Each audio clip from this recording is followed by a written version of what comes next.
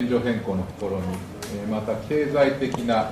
手段を通じた不当な圧力の乱用など、さまざまな分野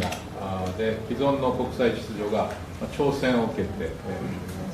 新型コロナの感染の拡大を含めて、地域や国際社会が厳しい状況にある中、基本的価値を共有して、法の支配に基づく自由で開かれたインド太平洋の推進に強くコミットする我々4カ国が果たすべき役割というのは大変大きいというふうに思っております。この FOIP の実現に向けてワクチン供与、そして気候変動、技術、インフラなど実践的な協力をですね、さらに強化していきたいというふうに思っております。また ASEAN の AOIP、それから EU および欧州諸国のインド太平洋戦略をはじめ、世界中のさまざまな地域でビジョンが共鳴し、主体的な取り組みが進んでいることを歓迎をいたします。引き続き各国の声によく耳を傾けながら連携をしていきたいというふうに考えております。本会合を通じて、FOIP という共通のビジョンへの揺るがぬコミットメントを再確認をして、地域の各国も起撃するような協力を一層前に、進める方策について、議論を深めたいと考えております。本日の外相会合が日米豪印の取り組みの推進に、一層の勢いを与えるものとなることを確信をしております。ありがとうございました。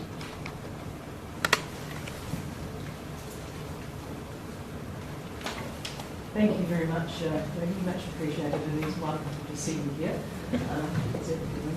Maurice, thank you so much, and thank you for bringing us together in this wonderful city that I've had a chance to reacquaint myself with over the last 24 hours. It's wonderful to be with my close colleagues, and all I can say, having listened to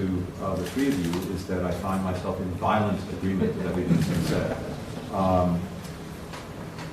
We're aligned in our vision for a free and open Indo-Pacific, and in our commitment to realize that vision today. Since our core democracy set out a year ago to really revitalize the Quad, we focused on delivering results for people in our countries, but also across the region. And I think we can justly point to real achievements just in that short period of time. Today's meeting, I think, is about building on that progress, and let me just touch quickly on two areas where I hope we'll bring focus. One is ending the COVID-19 pandemic together. We are making progress toward our goal of producing at least 1 billion doses of safe, effective vaccines by the end of 2022, in addition to committing collectively to donating more than 1.2 billion vaccine doses. Today we'll talk about additional steps that we can take to ensure that the pandemic recovery is equitable between and within countries, including in vaccine distribution, as well as looking at what we can do to build a stronger global public health security system. We'll also talk about ways to deepen our maritime cooperation, port security, to aligning security aid partners, which is critical to regional stability and to supply chains alike. And we'll continue to work together to try to bolster the international rules-based order that we've all talked about, and which is underwritten decades of security and growing prosperity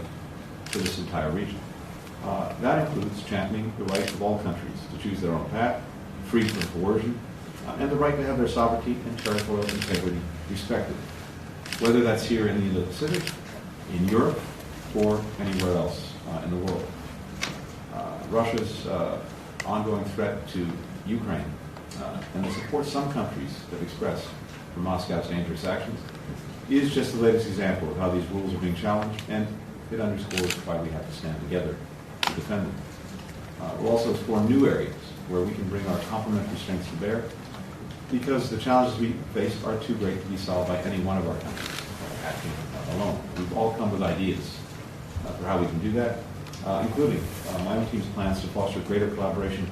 among leading experts and innovators from outside of government, where our countries have a deep, deep bench to call on. So there's a lot to be said. I think a lot that will be said in the next few hours. And Maurice, again, thank you